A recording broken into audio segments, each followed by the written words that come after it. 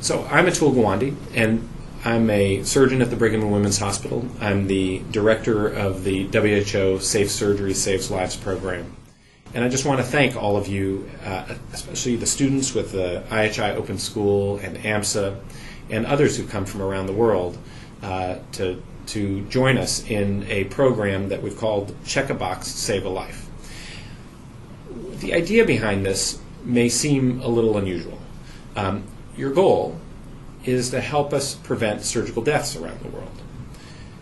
This is a problem that we tackled in the World Health Organization after it became apparent that as people were living longer in the world, almost every country was seeing increases in the amount of surgery going on worldwide.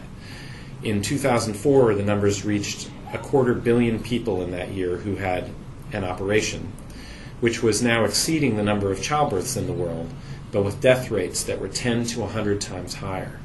And making a difference in surgical care meant had become one of our major concerns for making a difference in public health. The work that other students brought to me when we began an approach to solving this project was very interesting.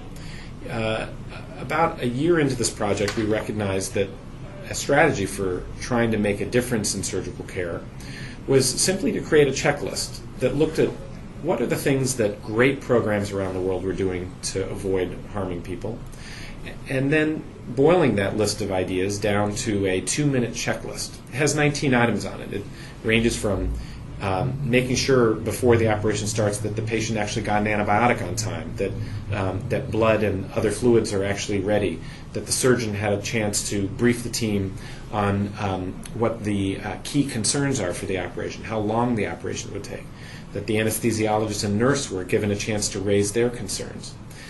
This 19-item checklist we implemented in 8 hospitals around the world, and they ranged from some of the wealthiest settings to some of the poorest settings, from rural Tanzania to Seattle, Washington, from Delhi to St. Mary's Hospital in London. In implementing the checklist in 8,000 patients, we found that there was a need that they could close with using the checklist and help make the case for being able to adopt, make the case incredibly stronger, so that as the adoption has spread in the UK, it has been able to include the hospitals they were working in. An MBA student who traveled to Israel used that opportunity to spread awareness and promote implementation of the checklist by meeting with hospital leaders at 5 hospitals and actually providing materials and information that are available on a website that we have for those leaders. And by doing that, he was able to help us spread knowledge of just this whole program existing. This has been one of the components that has turned out to be important to our effort as we've gone around the world. It has required clinicians at every level to be involved.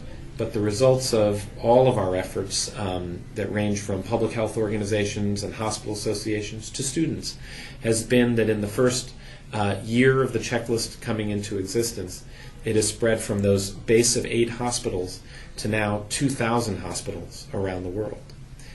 You can help us reach what is an order of magnitude more hospitals in order to get this to go through. Even just helping the checklist be used in the operations you observe in a typical month or 2 on a rotation, you will find that you can catch problems, you can help a team catch problems almost on a weekly basis with this kind of work. So I think that the effort that you're making to discover what can students actually do to change care, these first students who started it are showing us multiple ways it can be done, and you will discover many more that you can share and learn from and then build on going forward. This is about creating great systems of care, and this effort to start in surgery, well, I greatly appreciate the effort and energy that people have already put into it, and I see this as a great launching point, a chance for you to genuinely improve the quality of care. There is a single person who has been influential for me from the time I was a student in a single person who made a difference in helping me learn that I could change things, and help me recognize that it's the whole system of care and not just the individuals that matter. That person is going to speak to you next. I think he is the most wide-ranging thinker we have in medicine, and you're in for a special treat.